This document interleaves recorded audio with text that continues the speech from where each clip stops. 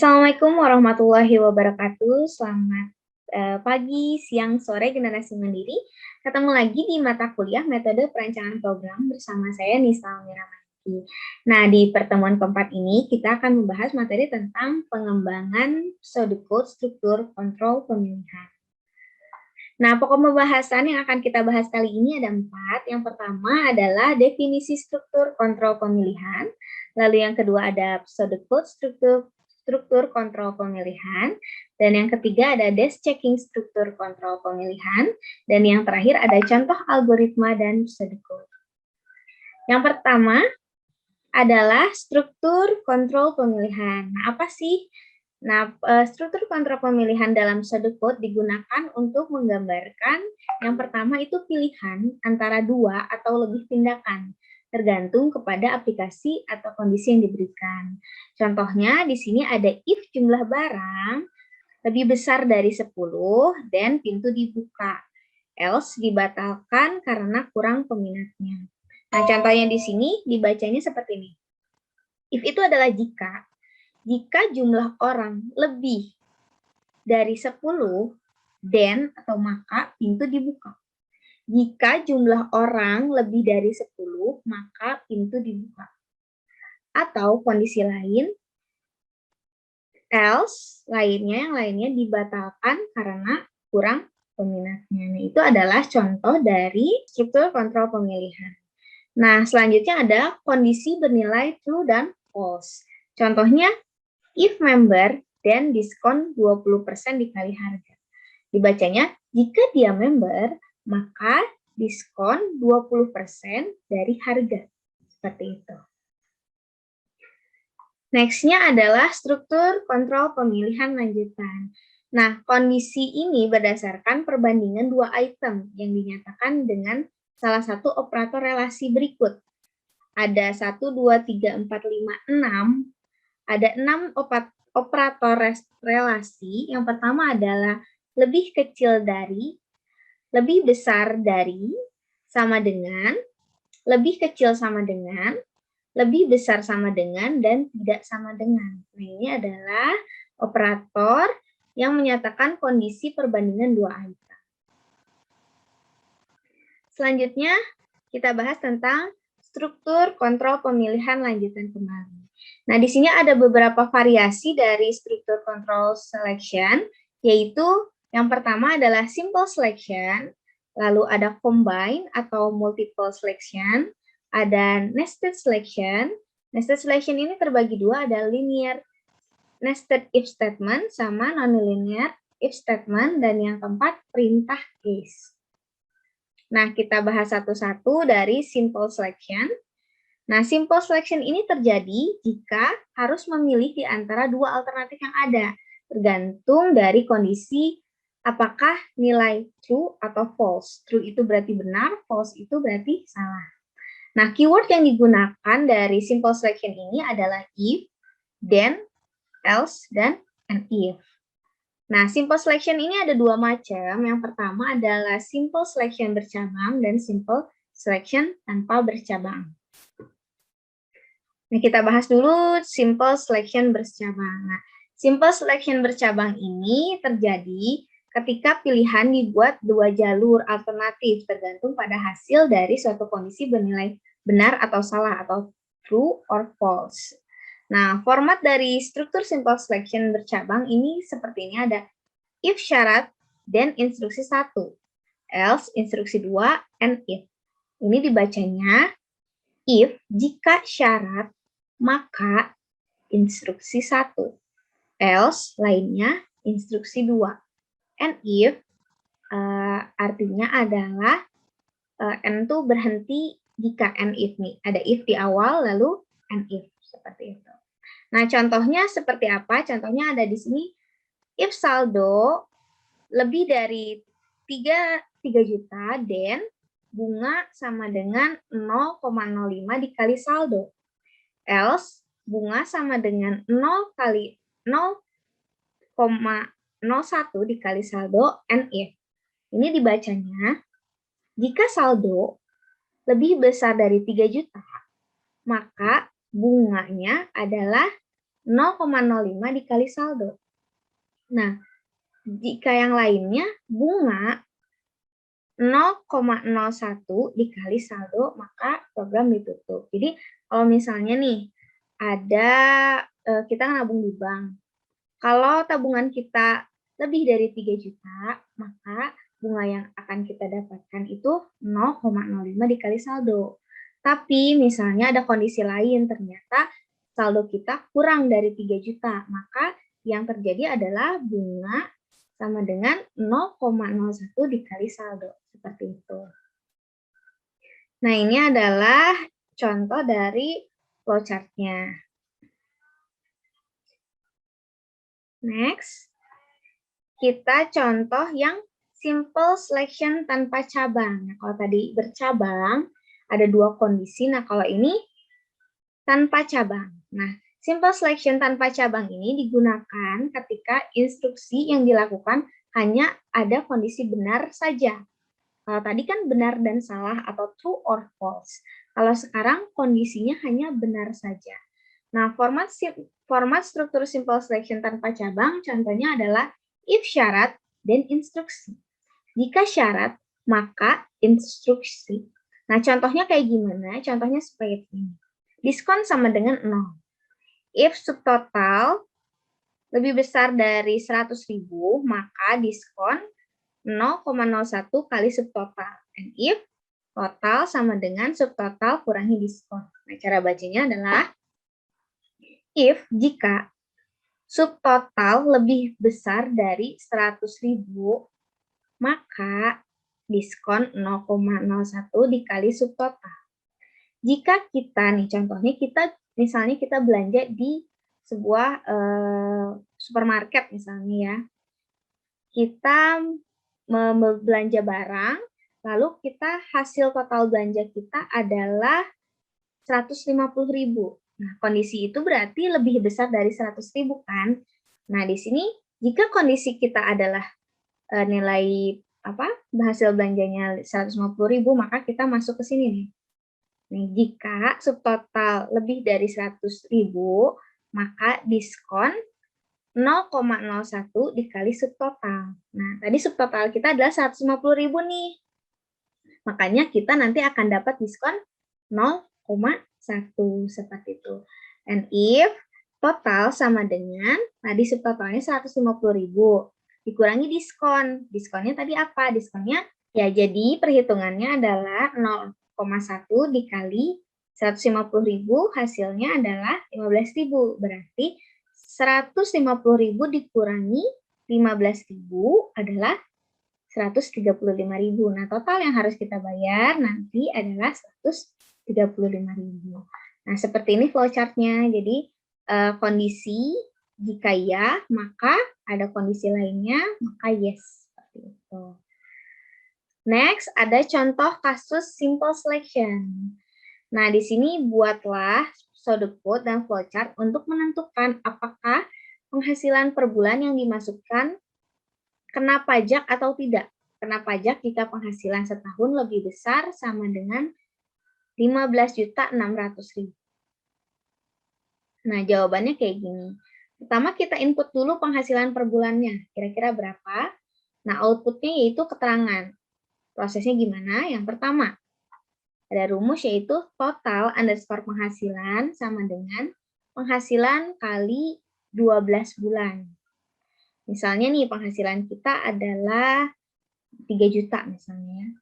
3 juta dikali 12 bulan. Nah, itu adalah total penghasilan. Lalu proses yang kedua, jika total penghasilan lebih besar dari sama dengan 15.600.000, maka keterangannya kena pajak. Oke, gitu. Nah, selalu kita buatkan outline solusinya. Yang pertama adalah input baca gaji. Lalu prosesnya adalah total underscore penghasilan sama dengan gaji dikali 12. Jika total, if total penghasilan lebih besar dari sama dengan 15.600.000, dan maka keterangan sama dengan kena pajak. Nah, outputnya keterangan nih, apakah dia kena pajak. Nah, nanti kita kembangkan tuh outline ke dalam algoritma. Nah, kita buat program kena pajak. Jadi, siapakah orang-orang yang kira-kira dari total penghasilannya dia akan kena pajak? Nah, kita buat deklarasinya itu string keterangan. String itu adalah tipe data, keterangan itu adalah variabel, lalu long adalah tipe data, gaji adalah variabel. Baca deskripsi. Deskripsinya adalah baca gaji. Total underscore penghasilan sama dengan gaji dikali 12. If total underscore penghasilan lebih dari sama dengan 15.600.000, then maka keterangannya kena pajak. Else, keterangan tidak kena pajak. Lalu cetak keterangan and if dan and. Nah, sekarang kita periksa nih algoritmanya. Kita tes plan dulu. Input data. Gaji yang pertama itu per bulannya dia 900.000. Gaji yang kedua di data kedua dia 3.500.000. Nah, outputnya keterangannya jika gaji 900.000 dia tidak kena pajak. Jika gaji 3.500.000 dia kena pajak. Nah, ini adalah tabel desk check-nya. Gajinya 900.000 dia tidak kena pajak. Gaji 3.500.000 dia kena pajak. Nah, sebelum itu coba kita cek dulu ya apakah benar nih 900.000 tidak kena pajak dan 3,5 juta itu kena pajak. Gimana cara ngitungnya? Cara ngitungnya tadi gini. Gaji dikali 12. 900.000 dikali 12 berapa kira-kira? Nah, apakah dia lebih besar dari 15.600.000? Jika iya, maka dia kena pajak. Nah, jika tidak, dia tidak kena pajak. Seperti itu. Coba 900.000 dikali 12 adalah 10.600.000 ya. 10.800.000. Nah, itu masih lebih kecil dari 15.600.000, makanya dia tidak kena pajak. Nah, bedanya dengan tadi per bulannya 3.500.000, coba 3.500.000 dikali 12 berapa kira-kira? 3.500.000 dikali 10 itu udah 35 juta. Ditambah 7 juta, 42 juta. Nah, jika nih kita lihat lagi, berarti kalau gaji per bulannya 3,5 juta, per tahunnya dia dapat 42 jutaan kan. Nah, dari sini kita bisa tahu bahwa jika total penghasilannya lebih dari 15.600.000 maka kena pajak. Nah, kenapa si gaji orang yang dapat gaji di atas 3.500.000 itu kena pajak? Karena total penghasilannya lebih dari 5.600.000 seperti itu. Lanjut, kita combine selection. Nah, combine selection ini terjadi jika kondisi yang harus diperiksa lebih dari satu. Kondisi tersebut dapat dihubungkan dengan menggunakan AND atau OR. Format struktur combine selection yaitu if syarat 1, operator logika syarat 2, then instruksi 1. Else instruksi 2, and if. Nah, contohnya gimana? Contohnya gini. If OR-MIG and semut, then keterangan lulus. Else keterangan gagal and if. Jika kalian menjadi maba, kalian harus nih, jika kalian ikut OR-MIG dan ikut semut, maka keterangan kalian adalah lulus. Else, kondisi lain, jika misalnya kalian ikut OR-MIG atau ikut semutnya salah satu gitu ya, nggak ikut dua-duanya, maka gagal. Nah, ini adalah contoh dari combine selection. Jadi, kalau kalian ikut OR-MIG dan semut, maka kalian keterangannya lulus. Tapi kalau misalnya kalian ikut salah satu, makanya keterangannya akan gagal. Seperti itu. Nah, yang ketiga adalah nested selection. Nested selection ini terjadi jika di dalam if terdapat statement if yang lain. Jadi, ada dua jenis nested if selection. Ada linear nested if dan non-linear nested if. Nah, ini adalah linear nested if. Linear nested if ini terjadi jika satu kondisi dicek untuk beberapa nilai. Format struktur linear nested if statement, contohnya adalah if syarat 1 dan instruksi 1, else if syarat 2 dan instruksi 2, else instruksi 3, and if. Jadi kalau misalnya kita ada syarat nih, ada kondisi, setelah kondisi 1 tuh ada pertanyaan lagi kondisi 2. Lalu ada lagi bercabang kondisi 3. Nah, itu adalah linear nested if. Nah, contoh dari linear nested if ini misalnya gini nih. Jika ukuran S, maka harganya 35.000. Misalnya baju nih ya. Jika ukuran S, maka harganya 35.000. If ukuran S, then maka harga sama dengan 35.000. Else if lainnya, jika ukuran M, maka harga sama dengan 50.000. Jadi kalau S 35.000, kalau M 50.000. Nah, jika yang lainnya, misalnya ada ukuran L, XL, XXL, nah itu harganya adalah 70.000. Nah, ini adalah contoh dari linear nested if. Nah, selanjutnya adalah non-linear nested if. Non-linear nested if ini terjadi jika beberapa kondisi harus diperiksa sebelum suatu statement dikerjakan. Nah, format struktur non-linear nested if statement yang pertama ada if syarat 1, then if syarat 2, then instruksi 2A. Else instruksi 2B, and if else instruksi 1B, and if. Nah, ini seperti contohnya seperti ini. Kita lihat contoh lainnya. Nah, seperti ini ya.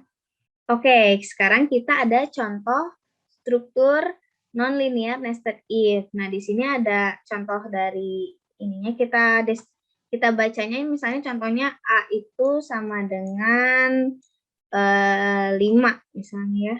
Itu B itu sama dengan contohnya 4, C itu misalnya 8. Nah, coba kita masukkan ke dalam contoh struktur linear ini ya. Bacanya adalah jika A lebih besar dari B, maka coba kita, A adalah 5, lebih besar nggak dari B yang 4? Iya, berarti dijalankan nih program. Nah, kita masuk ke sini kondisi kedua. Apakah A lebih besar dari C?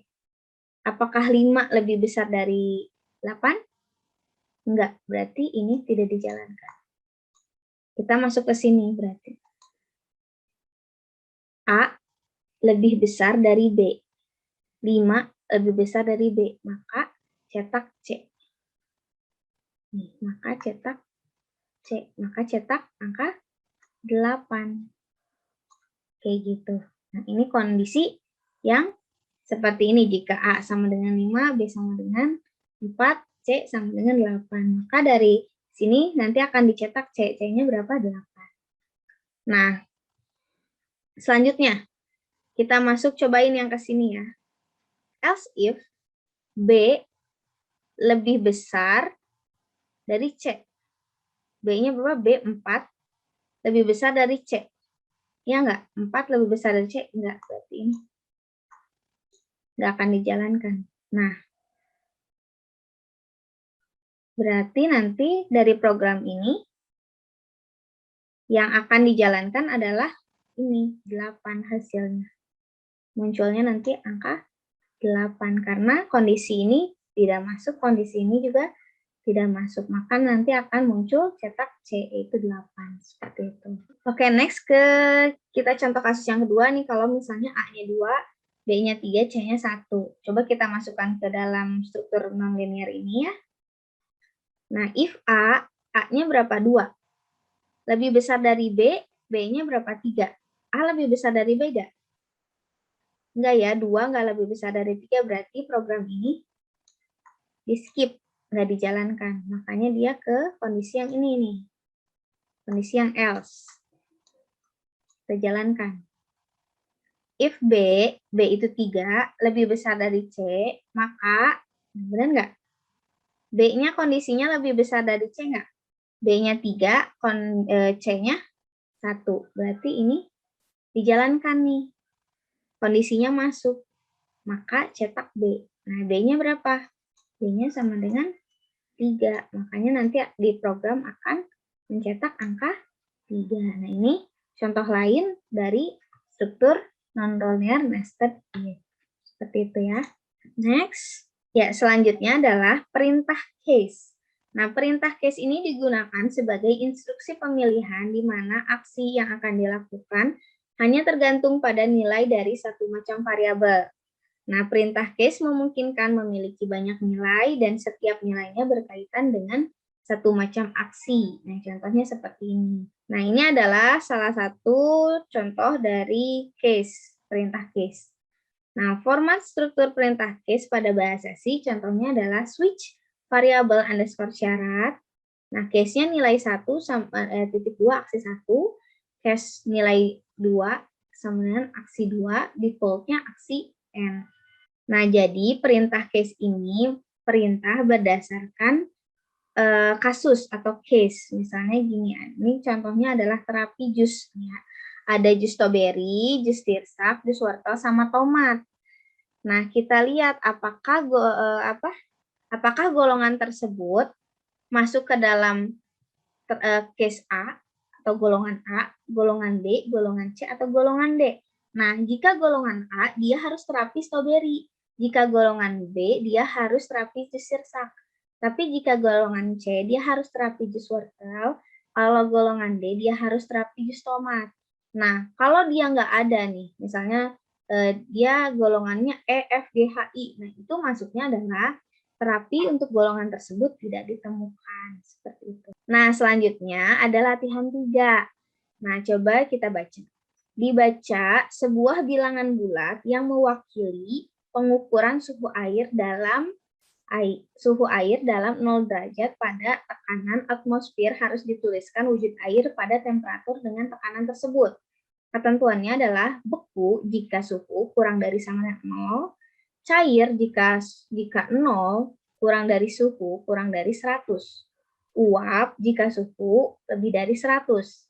Nah, buatlah pseudocode, flowchart, dan program dari masalah di atas. Nah, coba nih, untuk latihan ini dicoba dulu, nanti kita bahas di grup untuk latihan 3 ini. Nah, tugasnya untuk minggu depan seperti biasa ada tugas lagi di pertemuan kali ini.